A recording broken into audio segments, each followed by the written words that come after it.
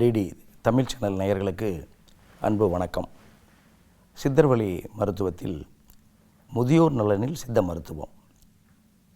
வயதானவர்களுக்கு தான் இன்றைக்கு நிறைய பிரச்சனைகள், மூட்டு வலியில் ஆரம்பித்து தூக்கமின்மை, அதே போல் ஆஸ்துமா தொந்தரவு, சர்க்கரை நோயினுடைய பாதிப்பு, இரத்த கொதிப்பு, இதய நோய் பாதிப்பு, இரத்த கொழுப்பு, தூக்கமின்மை, மலக்கட்டு பிரச்சனை, ஒரு சிலருக்கு தோல் நோய்கள், இப்படி 60 வயதுக்கு மேற்பட்டவர்களுக்குத்தான் இன்றைக்கு நோய்கள் அதிகமாக இருக்கிறது. இதற்கு நிறைய காரணங்கள் நம்ம சொல்லிக்கிட்டே போக முடியும்.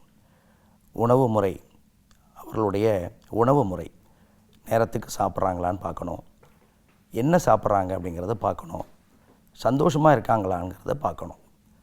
இதெல்லாம் தாண்டி இருக்கின்ற நோய்களுக்கு சரியான நேரத்திற்கு மருத்துவர்கள் பரிந்துரைத்த மருந்தை அவங்க எடுத்துக்கிறாங்களா அப்படிங்கிறத பார்க்கணும். இதெல்லாம் சரியாக இருந்தால் மனசு சந்தோஷமாக இருக்காங்களாங்கிறத பார்க்கணும். ஏன்னா வாய் விட்டு சிரித்தால் நோய் விட்டு போகும்னு சொல்கிறது வழக்கம். இன்றைக்கு மகிழ்ச்சி என்பது யாருக்குமே கிடையாது. மன அழுத்தம் தான் இன்றைக்கு அதிகமாக இருக்கிறது. குறிப்பாக முதியோர்களுக்கு அதிகமாக இருக்கிறது. இந்த பிரச்சனையிலிருந்து இவர்களை நாம் வெளியில் கொண்டு வர வேண்டும். ஆறுதலான வார்த்தைகள் மட்டும் போதாது, அவர்களுக்கு தேவையானதை குறிப்பறிந்து நாம் செய்ய வேண்டும்.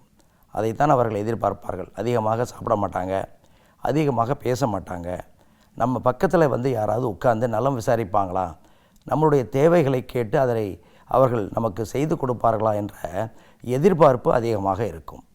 இதையெல்லாம் நம்ம பூர்த்தி பண்ணாவே அவங்க உடம்பில் இருக்கிற நோய்கள் கண்டிப்பாக அதிகரிக்காது, அதே போல் கட்டுப்பாட்டில் இருக்கும். இன்றைக்கி சர்க்கரை நோய் எடுத்துக்கிட்டால் மன அழுத்தம், மனக்கவலை, மன உளைச்சல் தான் முதற் காரணம். இது முதியோர்களுக்கு அதிகமாக இருக்கிறது. அதே போல் இன்றைக்கி இரத்த கொதிப்பு அதிகமாக இருக்கிறது என்றால் மன அமைதி இருக்காது. எப்போ பார்த்திங்கன்னு சொன்னால் சஞ்சலமான மனதோடு இருப்பார்கள், நல்ல தூக்கம் இருக்காது. இதெல்லாம் சேர்ந்து தான் அவர்களுக்கு பார்த்திங்கன்னு சொன்னால் இரத்த கொதிப்பு அதிகமாக இருக்கும். அதே போல் தூக்கமின்மை பிரச்சனை, மலக்கட்டு பிரச்சனை. இந்த மலக்கட்டு பிரச்சனை பார்த்திங்கன்னு சொன்னால் 60 வயது மேற்பட்டவர்களுக்கு ரொம்ப காமனாக இப்போ இருக்குது. தண்ணி அதிகமாக எடுக்க மாட்டாங்க, நார்ச்சத்து மிகுந்த கீரைகளை, காய்களை அதிகமாக எடுக்க மாட்டாங்க, பழங்களை சாப்பிட மாட்டாங்க, ஒரே இடத்துல உட்கார்ந்துருப்பாங்க அல்லது ஒரே இடத்துல படுத்தே இருப்பாங்க. இதனால் உடற்சூடு அதிகமாகி என்னாகும், மலம் தினசரி வெளியே போகாது. இதுவும் அவர்களுக்கு ஒரு பெரிய பிரச்சனையாக இருக்கும். மலச்சிக்கல் இருந்ததுன்னா பல சிக்கல் ஏற்படும் அப்படின்னு சொல்லி நம்ம எல்லாரும் சொல்கிறது வழக்கம். இதை நம்ம சரி பண்ணணும். இதற்கு நாம் செய்ய வேண்டியது, வீட்டில் இருப்பவர்கள், வயது மூத்தவர்களை, முதியோர்களை குறிப்பறிந்து அவர்களுக்கு தேவையான உணவுகளை தேவையான நேரத்தில் நாம் வழங்க வேண்டும். அறுசுவை நிறைந்த உணவுகள், எல்லா சத்தும் இருக்கிற மாதிரி நம்ம உணவு கொடுத்தோம்னா அவங்களுக்கு சத்து குறைபாடு என்று ஒன்று ஏற்படாது. சத்து மாத்திரையும் நமக்கு தேவையில்லை. பழங்களே சாப்பிடக்கூடாது அப்படின்னு சொல்லி நிறைய பேர் என்ன பண்ணுறாங்க, சர்க்கரை நோயாளிகள் எந்த பழத்தையுமே சாப்பிட்றதில்லை. நம்ம வாழைப்பழம் அதிகமாக சாப்பிடக்கூடாதுன்னு சொல்கிறோம். வாழைப்பழத்தில் கலோரி அதிகமாக இருக்குது. ஒரு 4 இட்லி சாப்பிட்டீங்கன்னு சொன்னால் ஒரு செவ்வாழைக்கு அதுக்கு சமமாக இருக்கும். அதனால தான் வாழைப்பழத்தை எடுக்காதீங்க. அடுத்தது பார்த்திங்கன்னு சொன்னால் பலாப்பழம், அதே போல் மாம்பழம், பேரிச்சம்பழம், சப்போட்டா பழம், இதெல்லாம் கலோரி அதிகமாக இருக்கும். இது அதிகமாக எடுக்காதீங்க அப்படின்னு சொல்லுவோம். ஆனால் எந்த பழத்தையுமே, ஆப்பிள்லேருந்து ஆரஞ்சிலேருந்து சாத்துக்குடி, மாதுளை, கொய்யா, பப்பாளி, திராட்சை, இது எல்லாமே அளவோடு எடுத்துக்கொள்ள வேண்டும்.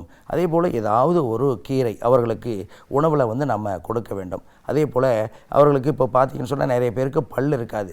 அந்த பல் செட் கட்டியிருப்பாங்க. அவங்க மென்று சாப்பிட்ற மாதிரியான உணவுகளை குறிப்பறிந்து சரியான நேரத்திற்கு சத்தான உணவுகளை கொடுத்து அப்பப்போ பீரியாடிக்கல் பரிசோதனை, அவர்களுடைய இரத்த கொதிப்பு, சர்க்கரை நோய் இதெல்லாம் பார்த்து மலக்கட்டுக்கு பார்த்திங்கன்னு சொன்னால் எளிய மருந்து திரிபலா அல்லது கடுக்காய் பொடி, இதை நம்ம அவங்களுக்கு கொடுத்துட்டு மருத்துவருடைய ஆலோசனையை முறையாக பின்பற்றினா முதியோர்களுக்கு ஏற்படக்கூடிய நோய்களை அதிகரிக்காமல் எளிதில் குணப்படுத்த முடியும். அவர்களை சந்தோஷமாக நம்ம வச்சுக்க முடியும். மீண்டும் ஒரு தகவலோடு நாளை சந்திக்கின்றேன். நன்றி, வணக்கம்.